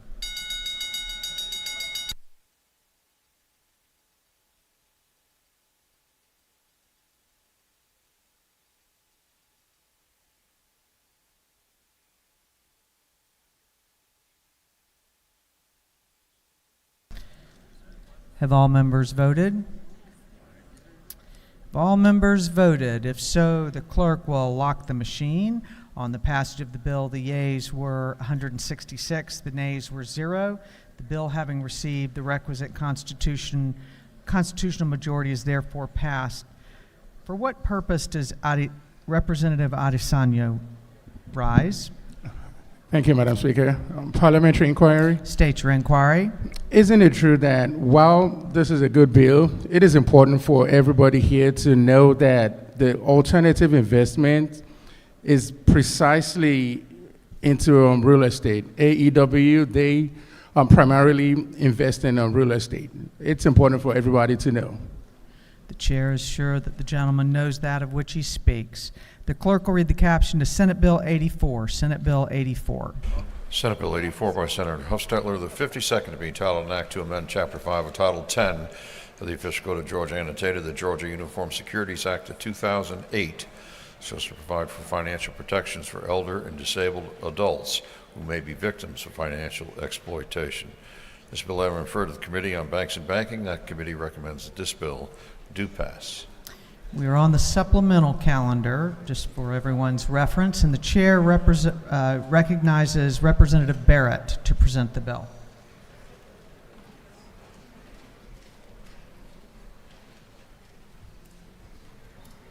Thank you, Madam Speaker. Ladies and gentlemen, Senate Bill 84 updates the Georgia Uniform Securities Act of 2008. It helps protect disabled and elderly adults from financial exploitation. The U.S. Department of Justice says that 10% of elderly adults are exploited every single year. This bill relates specifically to investment advisors and financial planners, which are regulated by the Securities Division of the Secretary of State. It allows investment advisors to place temporary holds on suspicious transactions when elder financial abuse is suspected, and prescribes rules for reporting and investigating, and provides civil and administrative liability protections to them. This is commonly referred to as a report and hold law. This excellent legislation was authored by Senator Chuck Hufstetler and has overwhelming bipartisan support. It was passed unanimously by the Senate on February the 16th and was approved unanimously in the House Banks and Banking Committee last week. 31 states have this type of legislation already. This bill is supported by the Financial Services Institute, which has worked with multiple states in crafting their legislation, and is also supported by the Georgia Council on Aging, which has stated that Georgia has a strong tradition of protecting elders from abuse, and they see this bill as another important step in protecting older adults. I'll be happy to answer any questions for you if you have any. Chair recognizes Representative Roberts for a question. Thank you, Madam Speaker. I am Representative Kendrick right now because she has no voice, so this question is coming from her. Isn't it true that she is a securities attorney and registered investment advisor, and that in her work she has seen so many elderly clients getting scammed through fraudulent transactions? I'm sure the lady knows of which the other lady speaks. Or should I say does not speak. She strongly supports this bill. Thank you. Thank you. There are no more questions. Madam Speaker, I yield the well. The gentleman has yielded the well. Is there any objection to the previous question being ordered? The chair hears none. The previous question is ordered. Is there any objection to agreeing to the report of the committee which was favorable to the passage of the bill? The chair hears none. The report of the committee is agreed to. Shall this bill now pass? All in favor of the passage of the bill will vote yes. All those opposed will vote no, and the clerk will unlock the machine.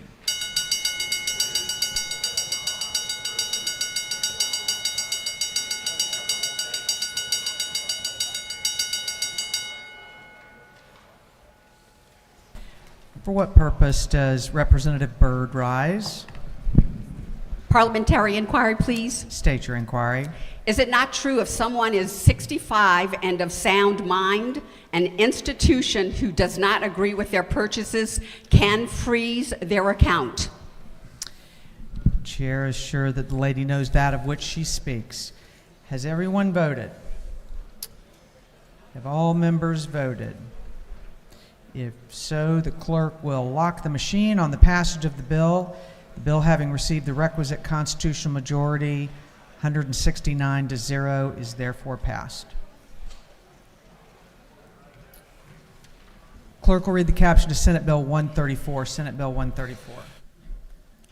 Senate Bill 134 by Senator Cowser to the 46th to be entitled an act to amend Title 24 of the Official Code of Georgia annotated relating to evidence so as to provide that a child witness be deemed competent to testify without taking an oath. This bill having been referred to the Committee on Juvenile Justice, that committee recommends that this bill do pass. The chair recognizes Representative Camp to present the bill. Thank you, Madam Speaker, and thank you so much, individuals who are here today to listen, because I know there are some in the gallery, or there may be some in the gallery regarding this, and our distinguished colleagues. All right, so Senate Bill 134 actually corrects one thing that was omitted when code was corrected in the past in Section 1, that a minor does not have to be sworn in to testify in proceedings regarding parental rights. And let's see, going on, it goes a little bit further. The time period involved in medical information that comes down in cases involving dependency and involving parental rights have been shortened, because honestly the medical information that is more timely is going to be more accurate when it's more current. So those are that's pretty much the bill. And Madam Chair, I'm open for any questions. There are no questions. Thank you so much. I yield the well. The lady has yielded the well. Is there any objection to the previous question being ordered? The chair hears none. The previous question is ordered. Is there any objection to agreeing to the report of the committee which was favorable to the passage of the bill? The chair hears none. The report of the committee is agreed to. Shall this bill now pass? All in favor of the passage of the bill will vote yes. All those opposed will vote no. I'll turn off my phone. Lord. Probably the chairman's daughter, who should not ever be on speakerphone. Shall this bill now pass? All in favor of the passage of the bill will vote yes. All those opposed will vote no, and the clerk will unlock the machine.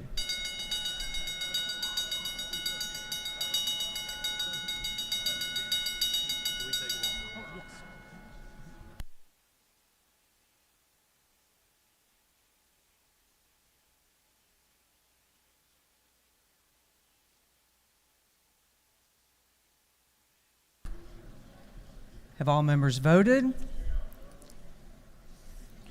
Have all members voted? If so, the clerk will lock the machine. On the passage of the bill, the yeas were 167, the nays were 0.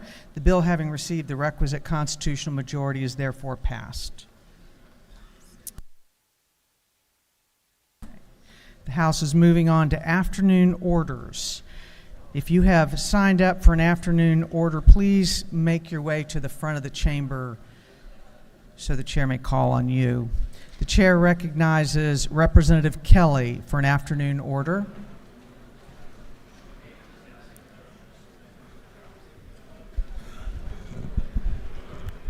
Thank you, Madam Speaker. We're going to be joined by a couple friends here because this is a very special afternoon order. It's an important today in Georgia's history. Today, March 15th, is former Chairman Don Hogan's 84th birthday. Today, Madam Speaker. And as everyone knows, Shakespeare famously said, "Beware the Ides of March." And we all know that Shakespeare was inspired by Don Hogan when he wrote that. Can we quote you on that? And but on a serious note, Madam Speaker, we all miss Don, and he made a great impact when he's here in the House as we talked about mental health and the love of the coast and in his efforts to protect St. Simon's, where he lives and cares so much about. So Don, we miss you. We hope you have a great birthday with Libby and Nicholas, and we look forward to visiting with you soon. And I'm going to turn it over now to Chairman Blackman. Furthermore, Mr. Speaker, Madam Speaker, no, just add our love and well wishes, and that we miss you, and we wish you a really, really happy 84th birthday. Thank you.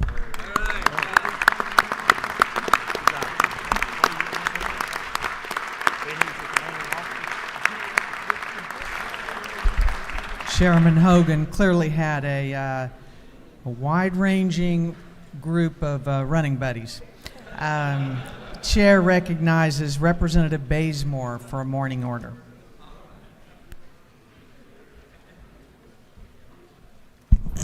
Thank you, Madam Speaker.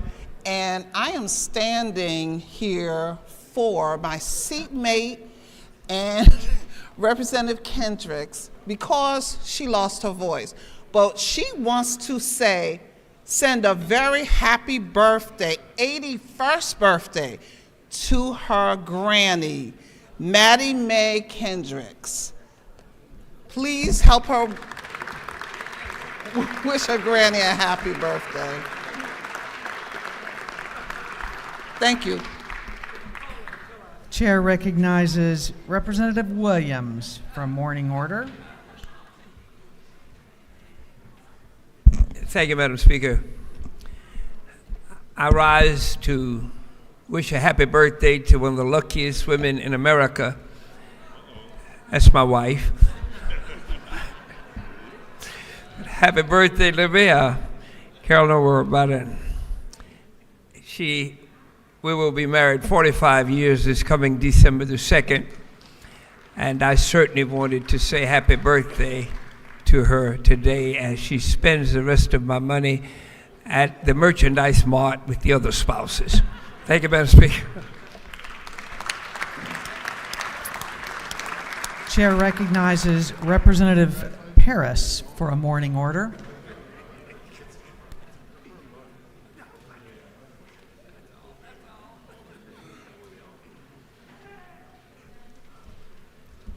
Duke County. Thank you, Madam Speaker. So, of course, you all know the Cherry Blossom is being held in Macon. And it starts on Friday. It is the 17th through the 26th. So I really want you all to make sure you come on down to Macon and partake in the festivities. I've got just a little bit of a write-up on the Cherry Blossom history. Each March, Macon becomes a pink cotton spun paradise as over 350,000 Yoshino cherry trees bloom in all of their glory. For 10 days, festival lovers are treated to one of the most extravagant displays of springtime color in the nation as they visit the town referred to by congressional records as the cherry blossom capital of the world. Originally a sleepy southern town, Macon has become a bustling center of beauty and international friendship. You all make sure you come on down. We have our gala on Friday. And to the Strawberry Queen, I would like to serve you notice that the Cherry Blossom Queen is in town.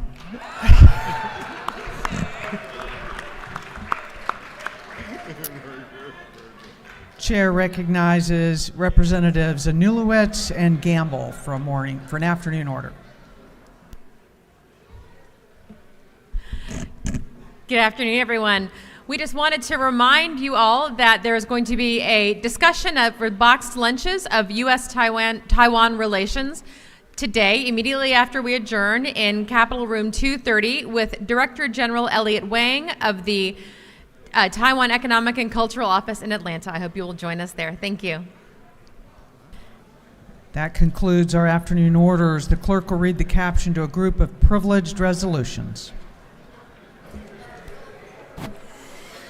Honoring the life and memory of Michael Scott Kinsey. Recognizing and commending Hae-Young Choi. Congratulating and commending the Georgia Firefighter Standards and Training Council.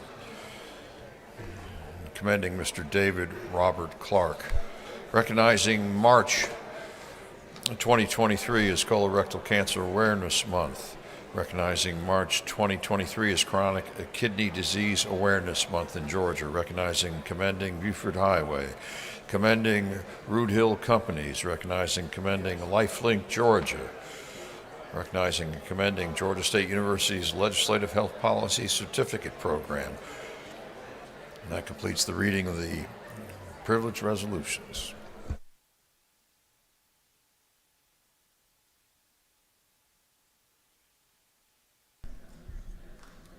Is there any objection to adopting the privileged resolutions? The chair hears none. The resolutions are adopted. The House is moving on to announcements. If you have an announcement, please come down to the front so the chair may call on you.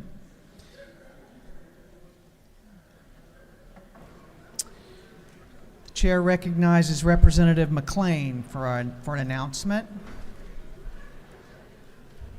Thank you, Madam Speaker.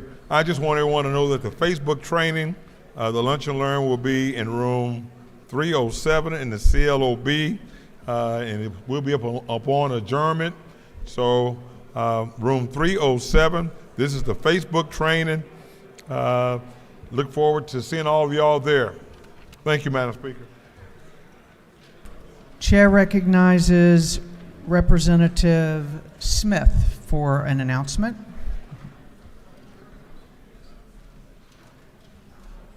Thank you, Madam Speaker. This is the weekly announcement.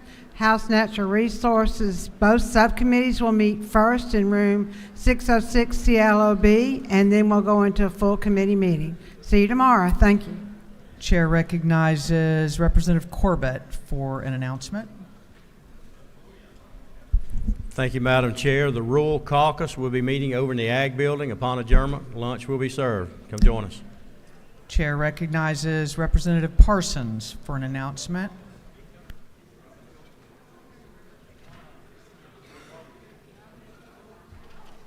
Thank you, Speaker Jones. This is a announcement because I don't know if you received the announcement through email yet, but Energy, Utilities, and Telecommunications will meet in the morning at 8 o'clock in room 403 here in the Capitol. We're going to be looking at a piece of consumer protection legislation related to telecommunications we've been working on now for the last several days, and hopefully we can wrap it up tomorrow. But it is important for members, Energy, Utilities, and Telecommunications meeting tomorrow morning at 8 o'clock in room 403 here in the Capitol. Thank you, Speaker. Chair recognizes Representative Werkheiser for an announcement. Thank you, Madam Speaker. The House Industry and Labor Committee will meet this afternoon at 3 o'clock in the CLOB at 506. Thank you. Chair recognizes the Rules Chairman, Representative Smith, for an announcement.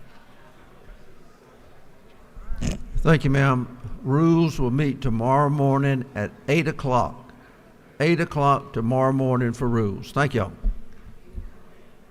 Chair recognizes Representative Gunter for an announcement. Thank you, Madam Speaker.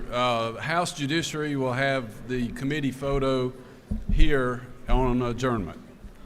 House Judiciary photo here on adjournment. Thank you. Chair recognizes the Chair of the Minority Party, Representative Mitchell, for an announcement. The Democratic Caucus will have a brief lunch meeting in 605 in the CLOB. It'll be very brief because we will be attending Representative Kendrick Facebook training. Thank you, Madam Speaker. Chair recognizes Chairman Collins for an announcement.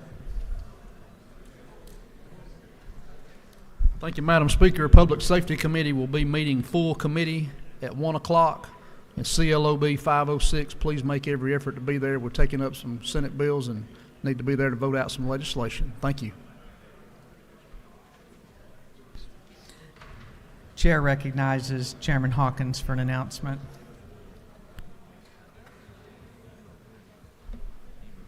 Thank you, Madam Speaker. The Committee on Health will meet today at 3 o'clock in Capitol 403, 3 o'clock. Chair recognizes Chairman Ballinger for an announcement.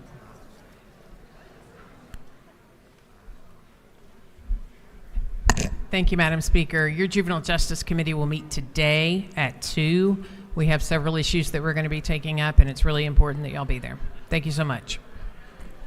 Chair recognizes CLOB 450. Chair recognizes Chairman Cooper for an announcement. Thank you, Madam Speaker.